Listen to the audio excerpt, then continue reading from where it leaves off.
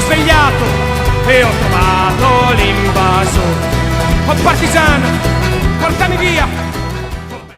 Hello everyone, thanks for coming. I want to start with a little bit, by way of an introduction, with a few words about the current situation, because it strikes me it's worth thinking about why is there such hostility to Marxism in the mainstream, in academia and the media and so forth, because judging by today there's obviously a demand.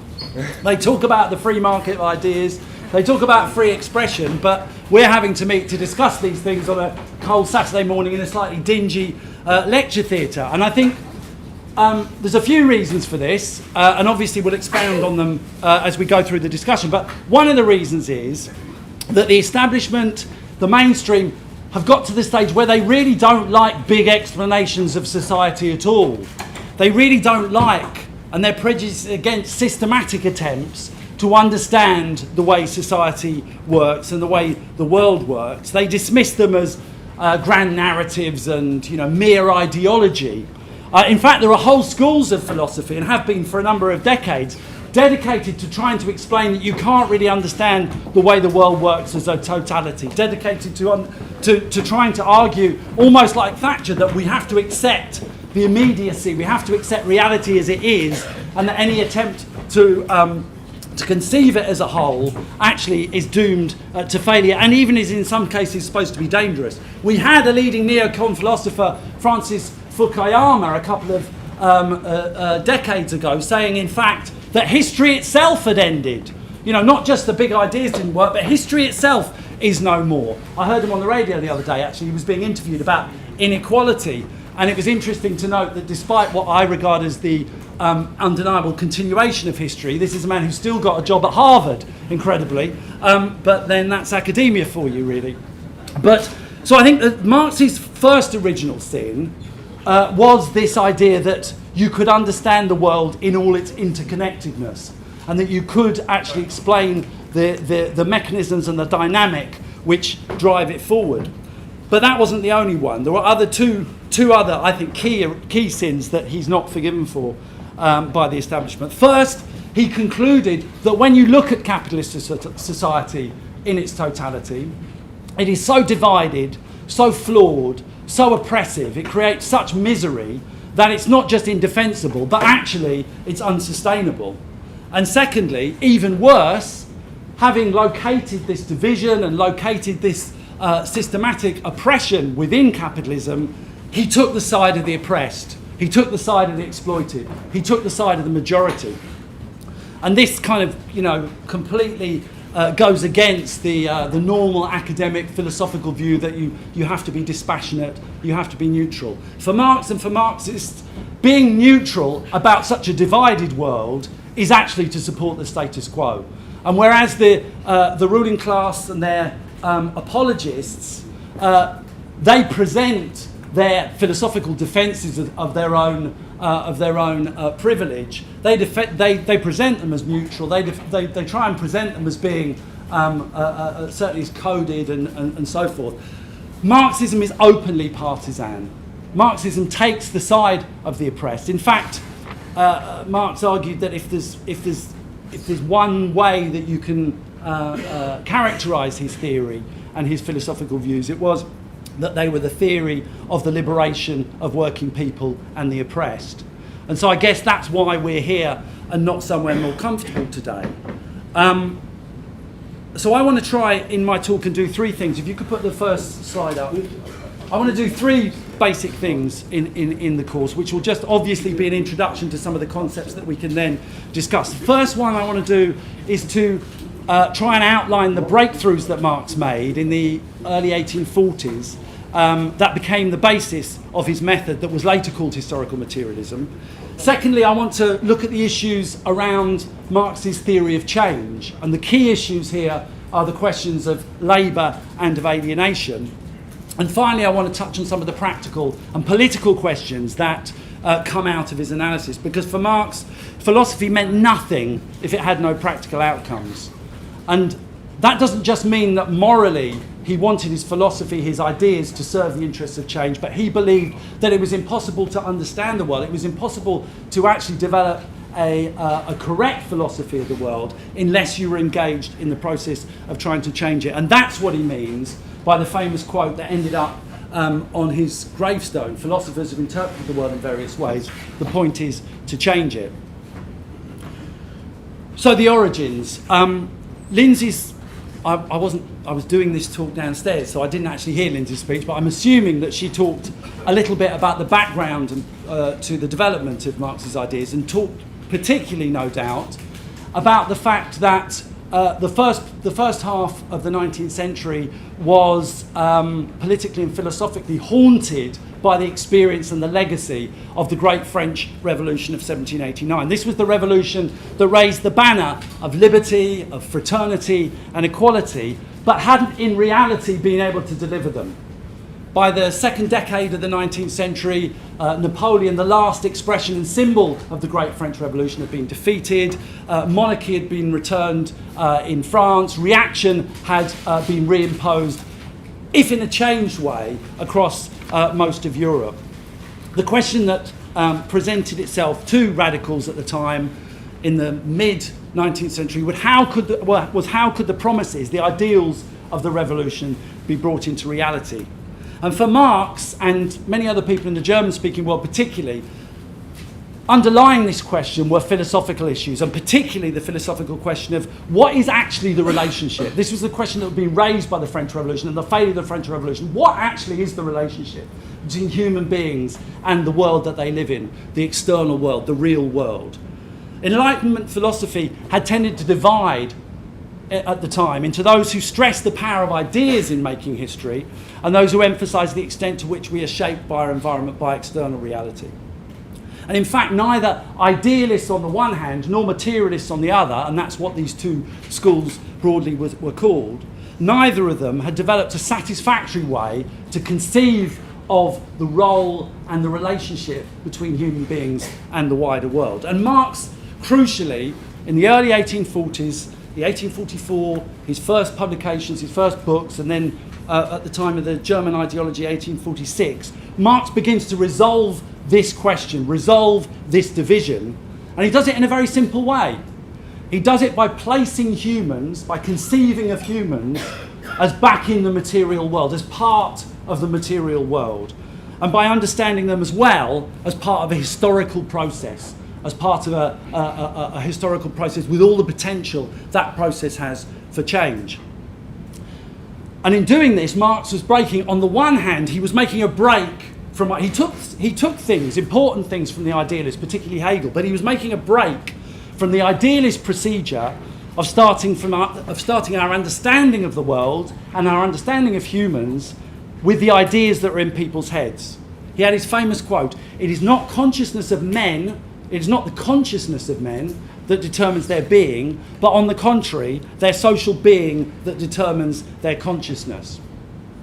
But he was also breaking from mechanical materialism, from, materialism was a huge breakthrough in all sorts of different ways, but it had weaknesses, and for Marx it had the weakness of being passive and contemplative and not active and not understanding the activity that human beings were involved in. For Marx, human activity, the relationship with the world, was always one that was very, very dynamic. And he was breaking from that passivity of materialism at the same time. And this is what he and Engels wrote next to develop this point about consciousness. In other words, what he's saying here is that all aspects of human existence, including ideas, politics, art, culture, the kind of relationships we have in the whole superstructure of society, is largely a product of the kind of structures of the society we live in, and those structures in turn are largely a product of the kind of way the economy is organised and the way the economy functions, the way things are produced, the way the rudiments of society and survival are organised.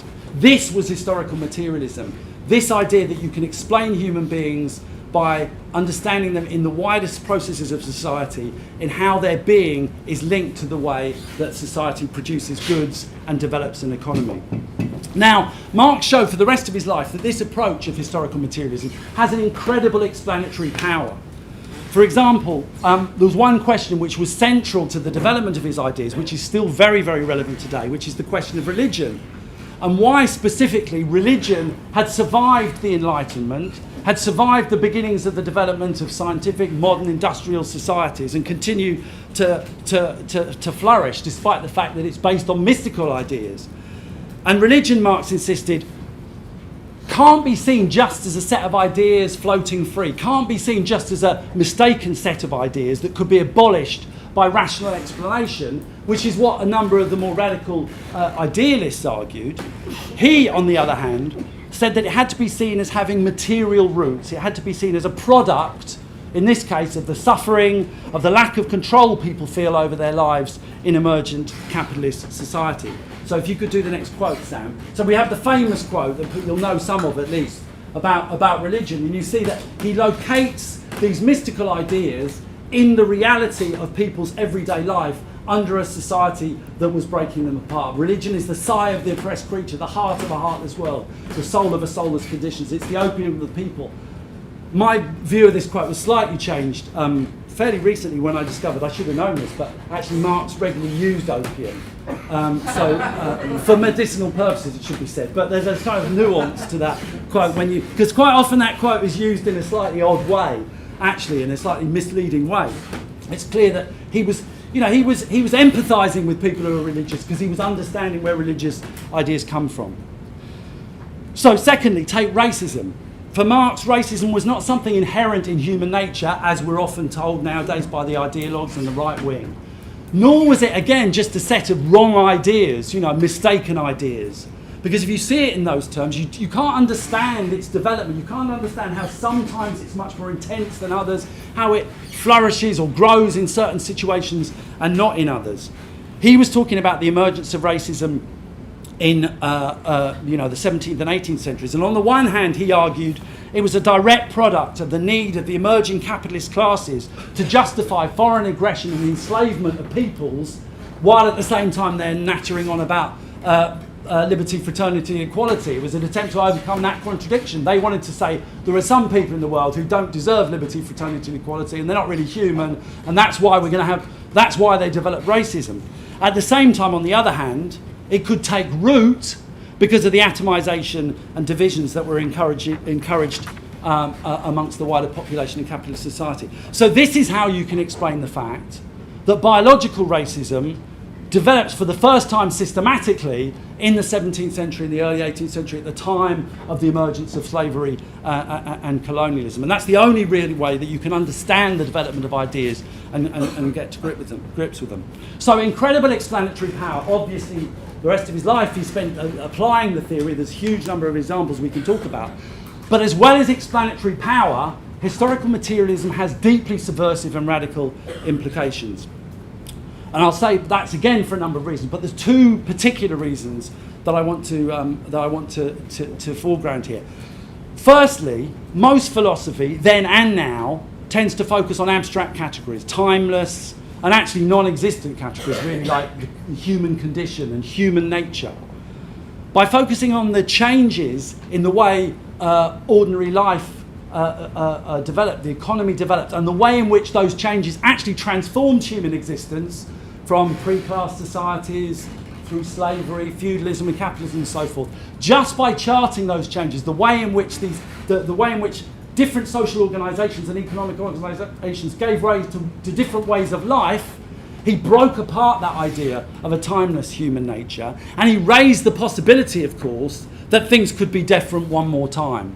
That society isn't unchanging, that we're not just living in the end point of history, that actually history is ahead of us as well as behind us.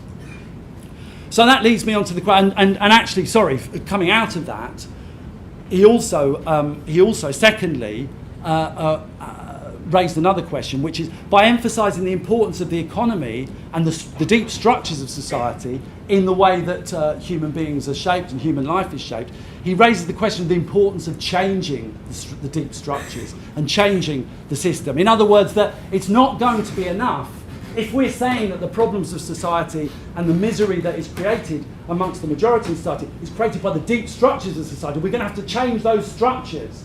In other words, voting for a new government every 5 years, getting particular forms of legislation in, piecemeal reforms, important though they are, and he always did think they were important, were not the end game. The end game for Marx was a radical transformation of every aspect of society and the way the society works as a totality. In other words, we need system change, we need fundamental transformation, we need revolution. And that brings me on to the question of change and the prospects for change in Marx and Marxism.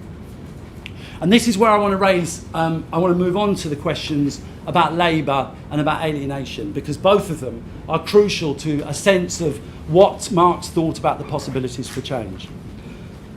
Because despite all the claims that he gets from critics and people who want to discredit him on the left and the right, really, that he was a determinist, a fatalist, that he thought things were inevitable, that was far from the truth. Marx had a very, very active sense of what human existence and human life is about.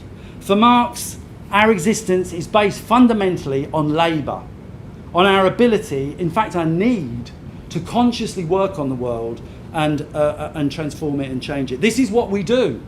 This is what we do most of the time in our lives. This is what we do as human beings.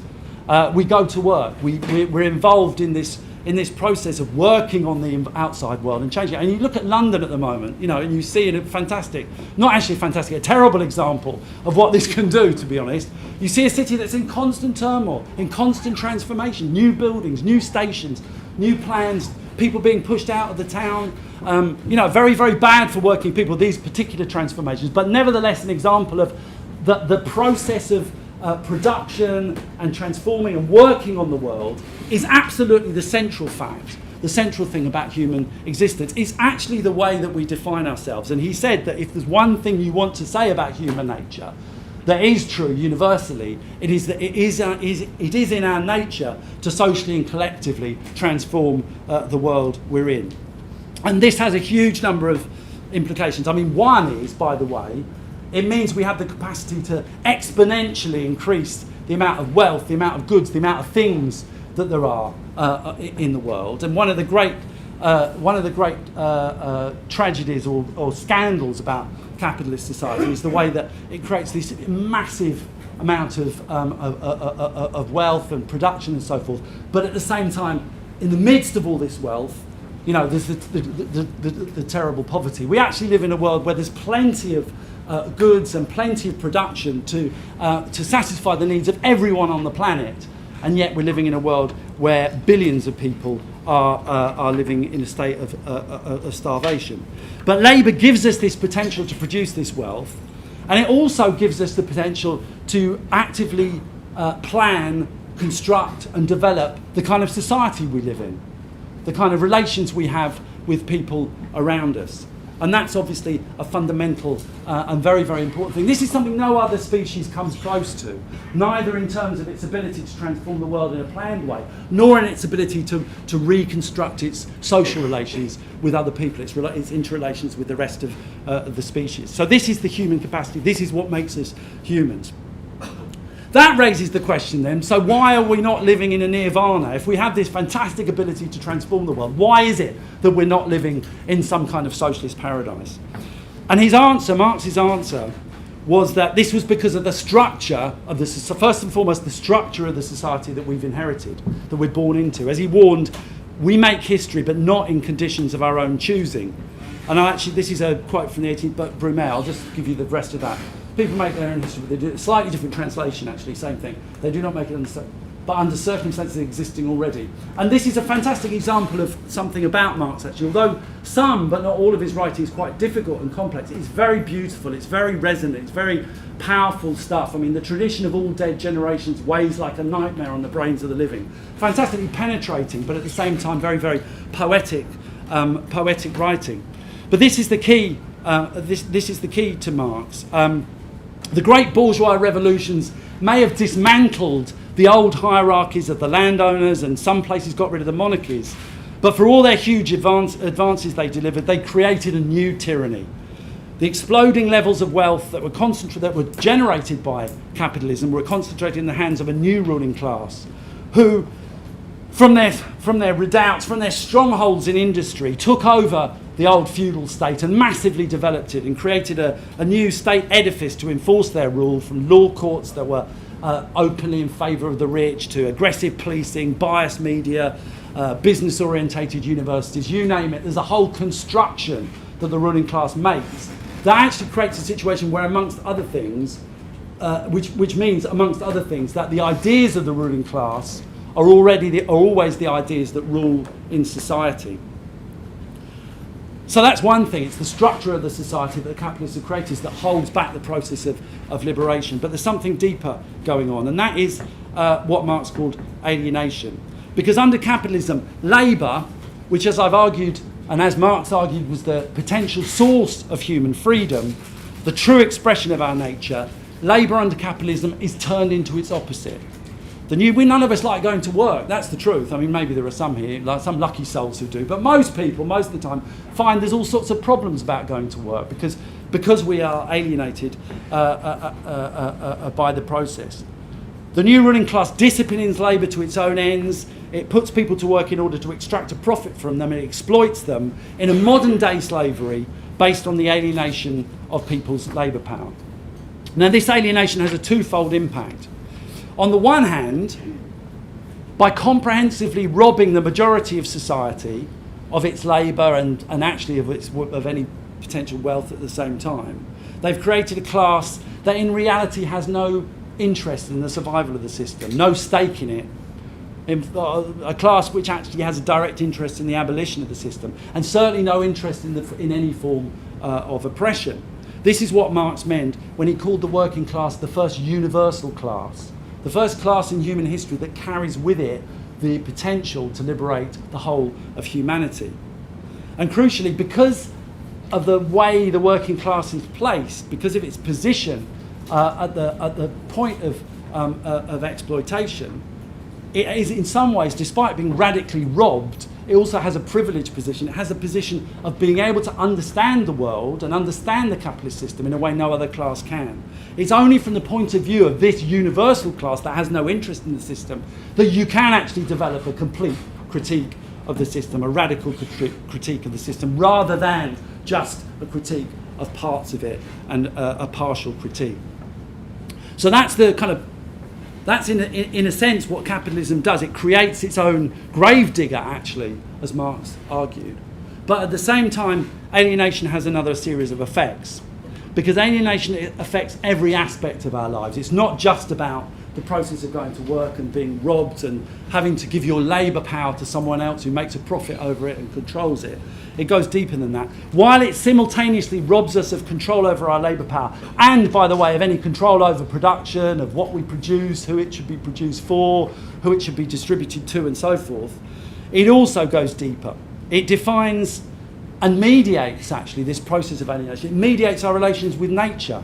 You know, we have a deeply alienated relationship with the natural world because we don't control production, and production is being controlled in the interests of profit with no sense of long-term planning, no sense of the concern over the future of the human race. Even deeper, it goes deeper than that. It actually affects our whole humanity because production is so important for us. It actually leads to a situation where we're even alienated from our own abilities and potentially alienated from our own consciousness. And alienation creates a situation where the real collective interest that we have can be hidden from us and can be replaced by a sense of powerlessness, a kind of atomization from each other, and a sense that we have no control, that the world is somehow spinning away without us. This, of course, in turn opens up the possibility that that we can internalise ideas that are truly hostile to us, and that the ruling class actually can get some traction amongst sections of workers and others for their ideas that used to divide us and confuse us. The ideas of racism, which I talked about earlier, are just one example. So to begin to come to a conclusion, how long have I got now? It's okay. I'll make it about 7 minutes, yeah? Yeah, but that's me. Okay, so to begin to come to a conclusion, what we end up with then is a sense that at the heart of Marx's philosophy, at the heart of his worldview, there are a series of deep contradictions that are not contradictions in his thinking, but are contradictions in the real world, in the real capitalist world that he identifies.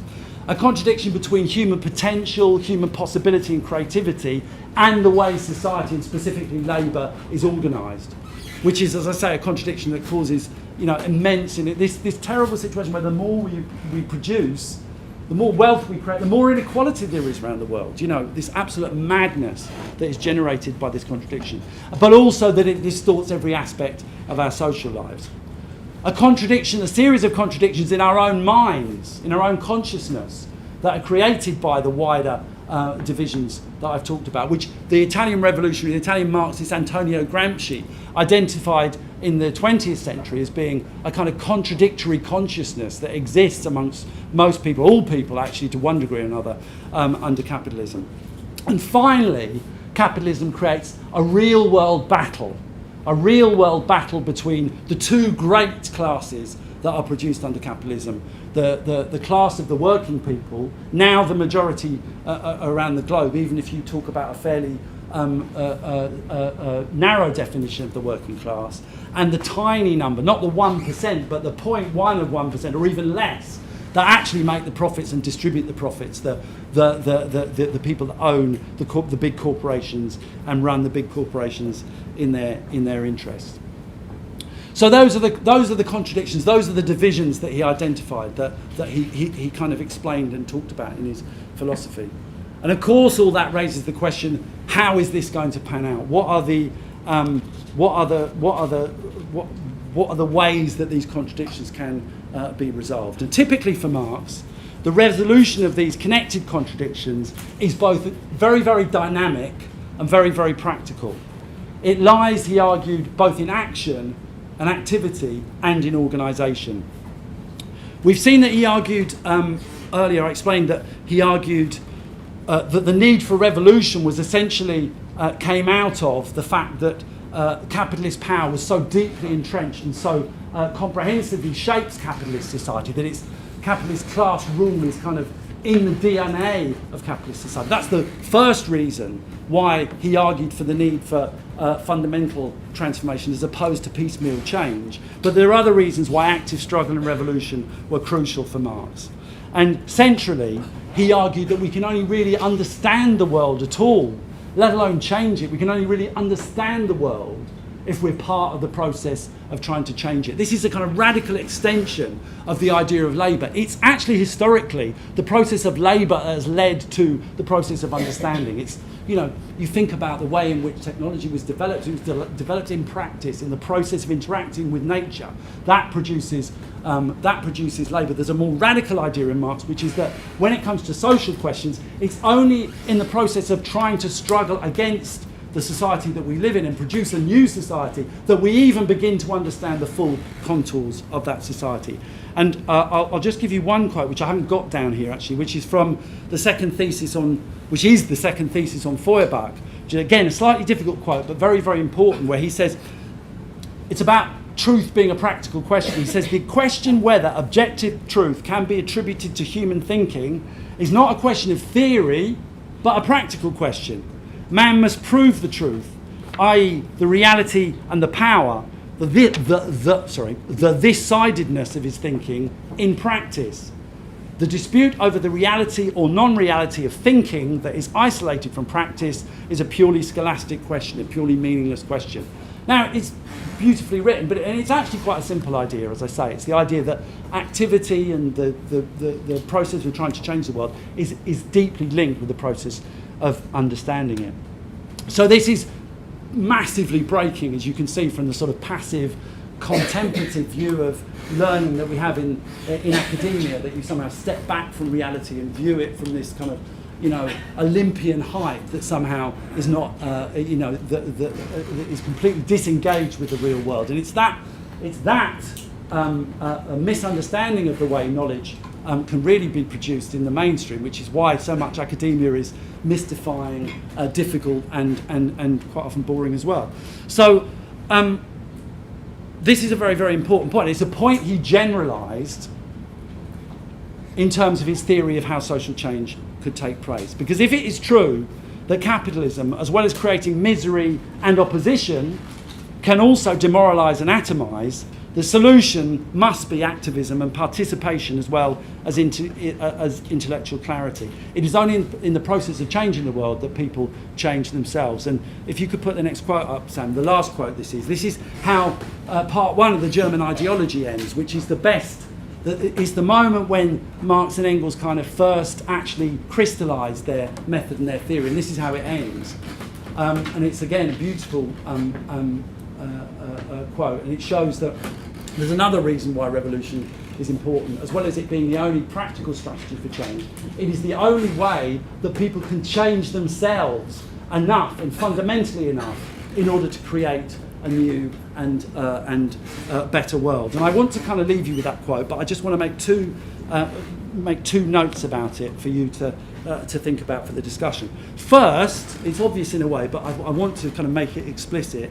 Note the deep democratic spirit of this sentiment.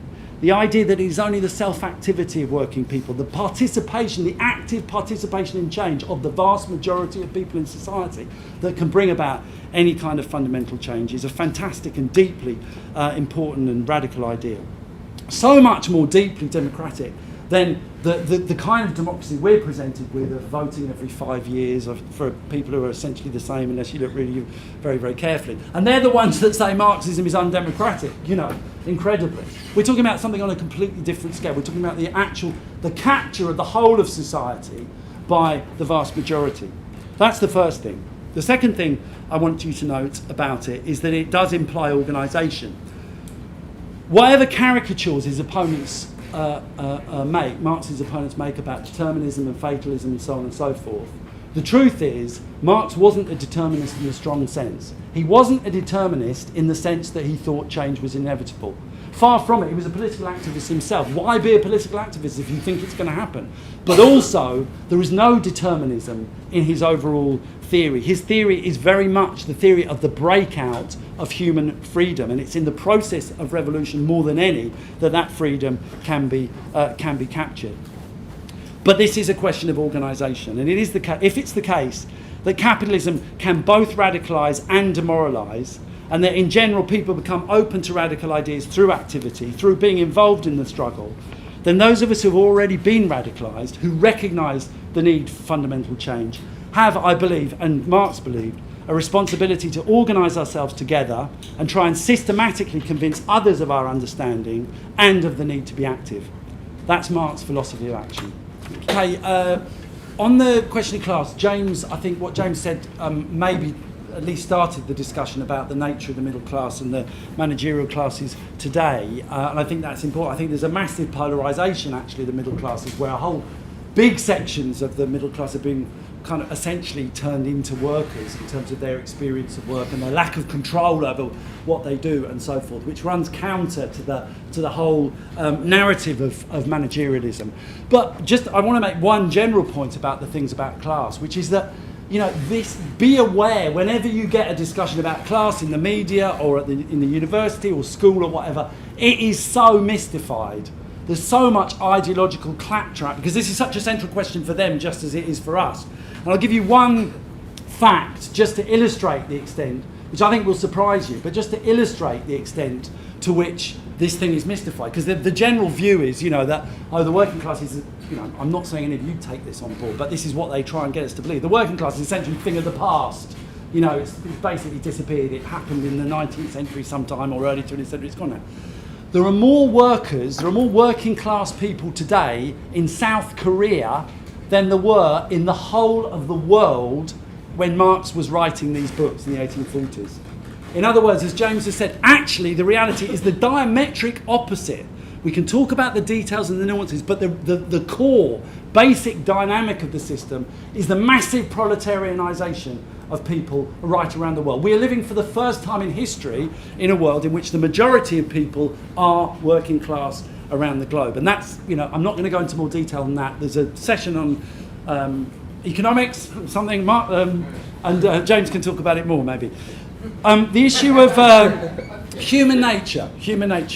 I don't quite agree with the formulation that you put. It's true that Marx, rightly in my opinion, challenged the kind of normal, the common sense view of human nature, which is that it's fixed, that there are certain things we can say, humans are all greedy, they're all power hungry, all these kind of mystifications that the establishment try and put on us, partly because they are like that, they try and impose that on the rest of humanity to make themselves feel better, But Marx totally was against that. He understood human nature as something that was much more open, radically open, than anything the bourgeoisie would talk about. He did believe there was a human nature, and as I say, that human nature was a number of things that, the need to survive, the need for shelter, the need to procreate, but crucially, the ability that we have to transform the world, to labour, to consciously and collectively make a difference to the world, and that's very important as a key cornerstone of the theory.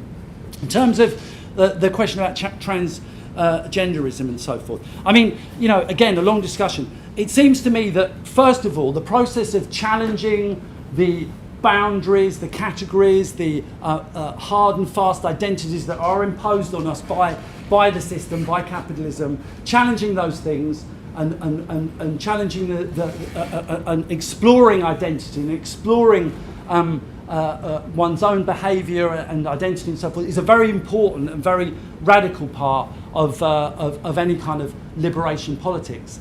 And I think actually someone asked about Marx. I think one of the things, I think Marx would probably have been, well, I don't know, it's hard to say. He would have been appalled by a lot of things that exist in the current world. He would have felt, in a weird way, unfortunately, and in a horrible way, he would have felt, confirmed in his opinions, but he would have felt appalled by many things. I think one of the things that he would have applauded was the way in which, in large parts of the world, in most of the world, there have been massive advances in terms of sexual orientation, sexual behaviour, the ability of people to have the kind of relationships they want, and so on and so forth. That's business unfinished. There's plenty to do in that area, and those, in the end of the day, the questions of identity are linked, firmly linked, to the questions of wider social change. But I definitely think that's one thing on which we have seen some progress on. Finally, just there's a whole cluster of questions around the potential for change, around the extent to which commodification is so internalised that it's made change impossible, and so on, and a slight sense of pessimism and so forth. There's two things I want to say about this which relate to the topic. The first is the whole process of commodification is radically two-sided. On the one hand, it's true that the alienation that we experience massively affects us and distorts the way we understand the world and atomises people, creates enormous misery and can hide the inner workings of the robbery that takes place at the heart of capitalism. However, it is also an active process that is imposed on the majority of society. So, workers are treated as commodities. And that's a very bad and painful experience, but also, in certain circumstances, it leads to resistance, because workers are different from any other commodity.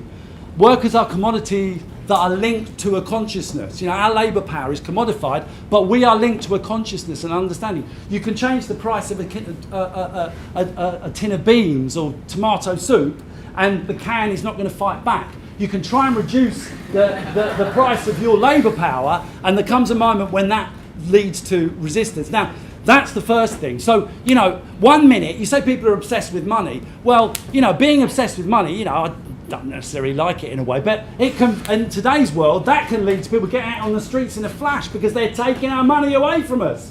So, there's this double-sidedness that is a very dynamic thing. And overnight, the one thing can turn into the other. So that's the first thing. The second thing, that, in other words, that struggle does come out of the system. The system itself creates resistance. And you can see it all the time.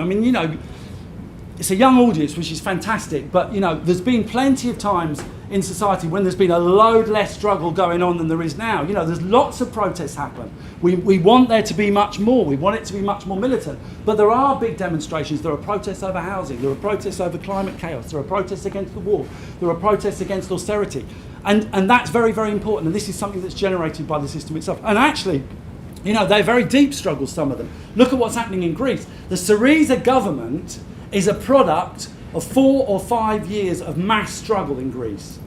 There's no way that government, they like to see it as just a parliamentary process. It's not. 32 general strikes, massive demonstrations all through 2011, 2012.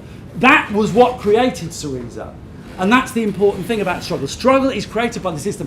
When it happens, it's a tremendously radicalizing thing. It's a tremendous, in the process of changing the world, we change ourselves. This is the key. And you know as well as I do, the number of people who say to us, oh, the first demo I went, I'm a socialist, the first demo I went on was, February the 15th, 2003, or the People's Assembly, demonstrations make people feel, they destroy the atomization, they make people feel things can change and so on and so forth. So they're very important. So the key to it is two things. Understanding that struggle exists and is created by the system, understanding that struggle radicalizes people, but drawing the conclusions from that, and the conclusion from that is that we need to organize to get the people who are radicalized to extend the struggle. We don't just want there to be struggles and see what happens. We want to make the struggles more focused, more broad, more radical, and ultimately more militant. So it's the combination of the practice of activism with the process of organisation that can lead to change. Just the last point about the kind of interdisciplinary nature of Marxism. So I think that's absolutely right, because not only does Marxism break the boundaries that are imposed by academia and the media, the way in which on the news they have like an item on sort of, I heard a brilliant one the other day actually. What was it? That, there was, back to back, there was a thing about the massive amount of money that this year has been made by Apple, the billions of pounds that they've created through their wealth creation on the one hand, and literally the next item was, unfortunately, because of austerity, we're going to have to cut disability benefit. And it's just, you just think, that is just insane. And not to be able to join the dots is deeply embedded in the psychology of the capitalist class and their hangers-on. And Marx challenges that. Not only does he challenge it, but he explains it as well. And the way he explains it is that even the way ideas are produced in society are subject to commodification. The processes that exist in the factory, the division of labour, the reduction of quality to quantity, the way in which everything is measured in terms of amounts and price and profit rather than rather than use value.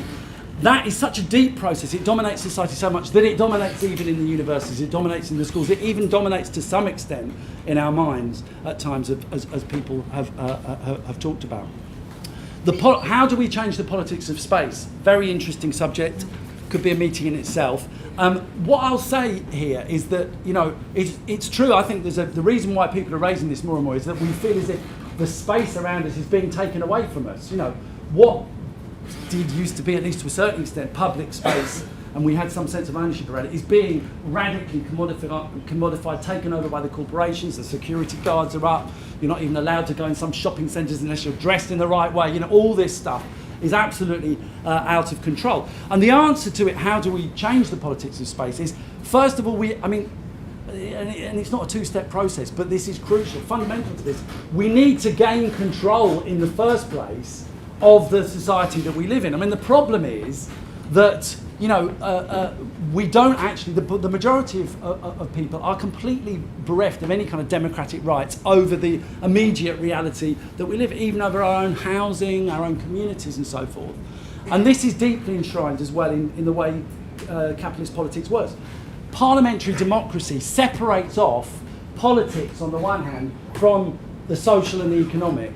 And we only have democracy over the political bit, which actually, when you think about it, the amount of stuff that Parliament, and I'm all for voting, and it's very important we do that, but the amount of stuff that politicians actually have control over is very limited. In fact, it's the corporations that even have control over the politicians, the way things are going at the moment.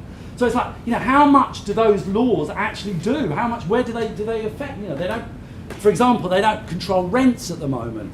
They have very little control over the amount we're paid, over all these questions that actually, the real questions that affect us in everyday life, they're not decided in Parliament, they're decided in the boardrooms, they're decided in other completely undemocratic institutions. So what we need is a massive extension of democracy. That's what we need. They say we're not democratic.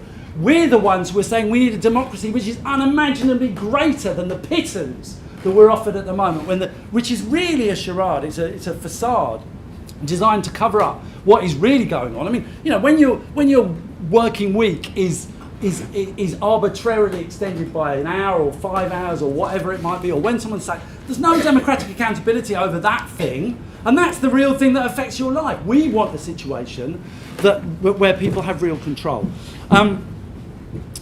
Progress, another.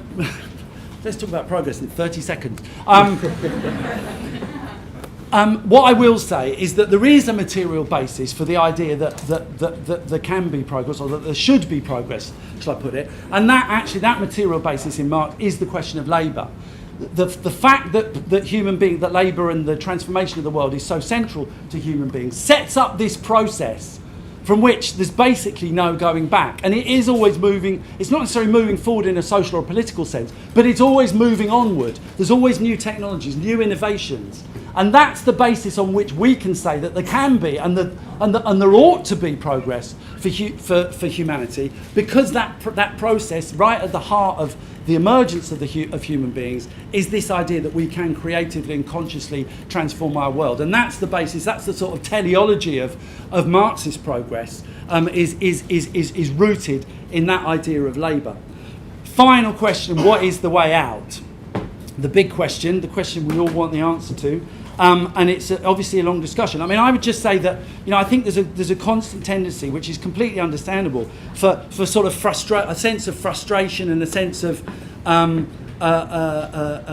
and bitterness and alienation about the situation to overcome any sense of optimism, and combine that with the constant offensive that you get on all fronts from the media, from the universities, from the schools and so forth, which says working class people can't control their lives. The working class doesn't really exist anymore. There's no revolutions. That's something that happened back in the day.